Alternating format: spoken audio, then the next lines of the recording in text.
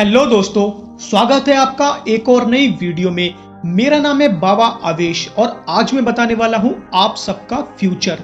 जी हां दोस्तों, बिल्कुल सही सुना आपने। आज मैं आप सबका फ्यूचर बताऊंगा सिर्फ आपकी मोबाइल की स्क्रीन के थ्रू।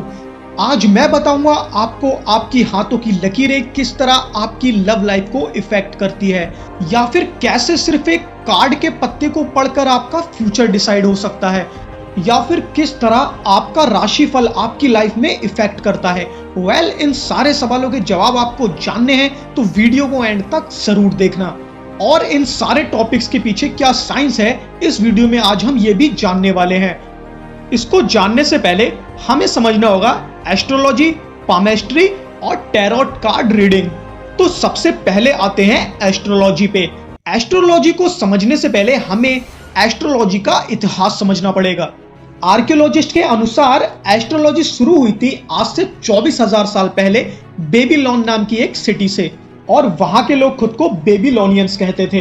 इन लोगों के यहाँ जब भी कोई बच्चा पैदा होता था उसी वक्त ये बच्चे का पूरा फ्यूचर बता दिया करते थे, और वो भी सिर्फ स्टार्स की कॉन्स्टेलेशन की पोजीशन को देखकर।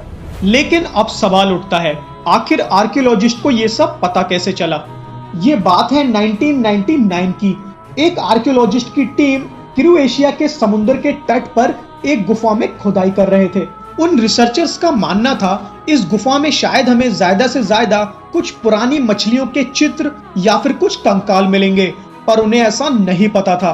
वो जिस पत्थर को खोद रहे थे वो असल में एक बहुत बड़ी सुरंग का गेट था जो लगभग 2000 साल से बंद था। वो सुरंग कम से कम 33 फीट तक गहरी थी और उस सुरंग के अंत में एक बहुत बड़ी गुफा थी जहां पर आइवरी के कुछ पीसेस, ग्लास और चेयर्स पड़े हुए थे। लेकिन इसमें सोचने वाली बात यह है दोस्तों कि आइवरी के पीसेस वहां पर कर क्या रहे हैं, और पूरे 4 साल स्टडी करने के बाद उन्हें सारे आइवरी के पीसेस वहां से मिल गए। और जब उन आइवरी के पीसेस को उन्होंने जोड़कर देखा तो उस पर कैंसर, जेमिनी और पाइसिस के निशान थे। फिर उन रिसर्चर्स को समझ आया कि उस जमाने में उस समय के लोग उस गुफा में राशिफल देखने के लिए आते थे। और फिर जब कार्बन डेटिंग करी गई तब पता चला वो सब वहां पर पिछले 2000 साल से मौजूद थे। और इस इंसिडेंट के बाद यह सब सोसाइटी में बहुत तेजी से फैल गया। और फिर क्या था, बेबीलोन से इजिप्ट और इजिप्ट से पूरे वर्ल्ड में ये तेजी से फैलता गया, और हर जगह पहुंचते पहुंचते इसमें बहुत सारे चेंजेस किए गए। अगर आज के समय में आप इन सब ज़ोडिएक साइंस को देखोगे तो इन सभी ज़ोडिएक साइंस को एक सर्कल में 30 डिग्री अपार्ट रखा गया है, और ये लोग सन, मरकरी, वीनस, जुपिटर, नेपच्यून का इस्तेमाल करते हैं आपका राशिफल जानने के लिए। अगर एक तरीके से देखा जाए तो ये बहुत ज्यादा एडवांस साइंस है आज के मुकाबले, क्योंकि सिर्फ ग्रहों की राशिफल देखने से आपका फ्यूचर डिसाइड हो सकता है। तो इस सब को साइंस से एक्सप्लेन करने से पहले क्यों ना आपकी हाथों की लकीरों से जाना जाए आपकी लव लाइफ के बारे में, और डिस्कस करते हैं थोड़ा पामेस्ट्री के बारे में। तो बॉयज अपना लेफ्ट हैंड आगे करो और गर्ल्स अपना राइट हैंड। तुम सबकी हथेली में ये 4 लाइंस तो होंगी ही। टॉप लाइन जो है इसे कहते हैं हम हार्ट लाइन, सेकंड है हेड लाइन, थर्ड है इसमें लाइफ लाइन, और फोर्थ है फेट लाइन यानी नसीब की लकीर। और आप में से किसी के भी हाथ में इन चारों लकीरों में से कोई एक लकीर कम है तो फिर तो मजे करो यार, क्योंकि ये लकीरें ही आपका फ्यूचर डिसाइड करती हैं। यानी कि अगर ये लकीर नहीं है फिर तो आपके साथ सब अच्छा ही होने वाला है। तो चलो अपने हाथों पर फोकस करो। अगर आपकी ये हार्ट लाइन बहुत ज्यादा लंबी है तो आप अपने प्यार को लेकर बहुत ज्यादा पॉजिटिव रहते हैं। आपका दिल कोई भी आसानी से दुखा देता है, लेकिन आप अपने इमोशंस को बहुत अच्छे से हैंडल करना जानते हैं। और अगर ये लाइन छोटी है तो आप इमोशनल ट्रॉमा का शिकार रहते हैं। आप अपने इमोशन बहुत जल्दी एक्सप्रेस कर देते हैं, लेकिन आप लोग रोमांस में बहुत ज्यादा इंटरेस्टेड रहते हैं। क्यों? सही बताया ना? तो चलिए स्क्रीन पे ये जो आपको 3 कार्ड्स दिख रहे हैं ना, इन तीनों कार्ड्स में से किसी भी एक पर उंगली रखिए।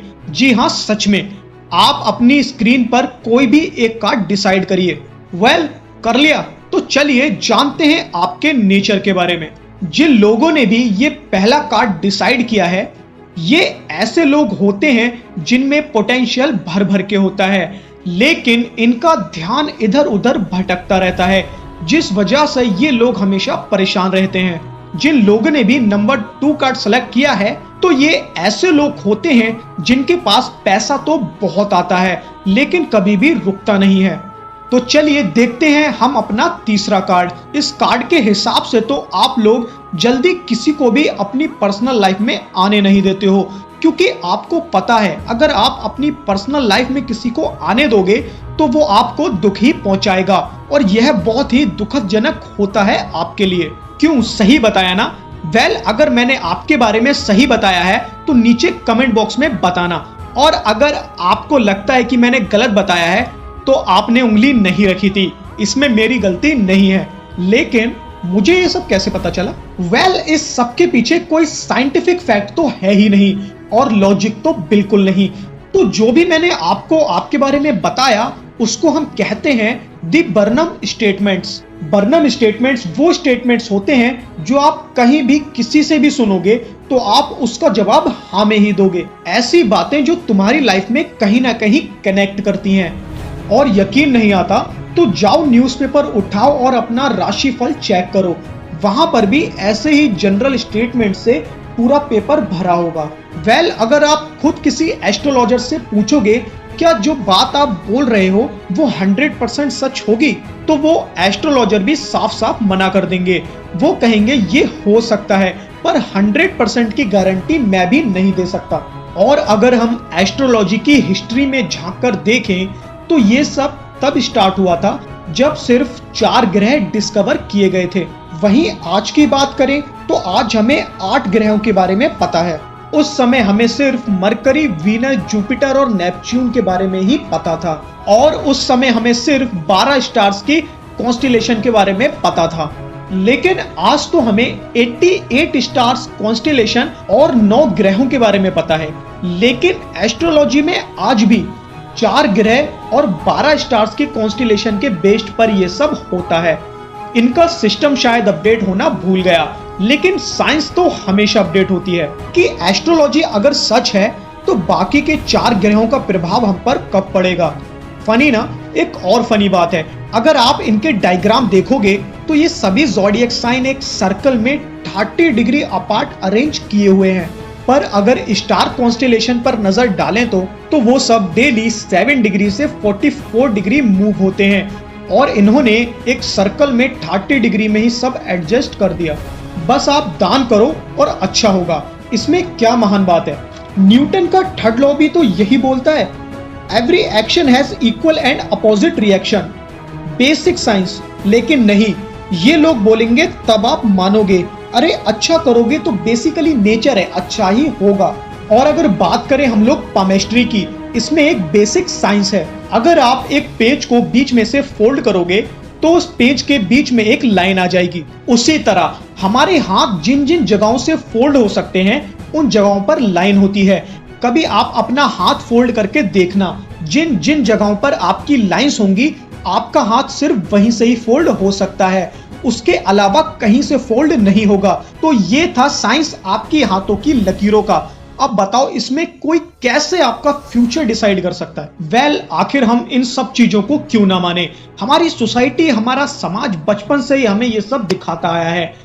एक अमेरिकन जादूगर है क्रिस एंजल, जिसने एक बार पानी पर चलकर एक मैजिक ट्रिक दिखाई थी, और वो ट्रिक देखने के बाद सच में मैं भी बहुत ज्यादा शॉक हो गया था। लेकिन सोचो, अगर ये ही क्रिस एंजल इंडिया, पाकिस्तान या बांग्लादेश जैसे शहर में पैदा हुआ होता और वो अगर कोई सो कॉल्ड धार्मिक गुरु बन जाता, तो वो सिर्फ इस एक ट्रिक के जरिए अपने करोड़ों फॉलोअर्स बना सकता था और कुछ ही पलों में वो हजारों करोड़ का मालिक बन जाता। इसी नासमझी का फायदा कुछ लोग उठाकर आपको ठग लेते हैं। एंड आई होप आपको ये वीडियो पसंद आई होगी। अगर आपको ये वीडियो पसंद आई है तो इसको लाइक करें, शेयर करें अपने दोस्तों के साथ, और चैनल को सब्सक्राइब जरूर कर दें, और कमेंट में बताएं आपके साथ ऐसे कुछ एक्सपीरियंस हुए हैं या नहीं। तो आज के लिए बस इतना ही, मिलते हैं आपसे नई वीडियो में। जय हिंद, जय भारत।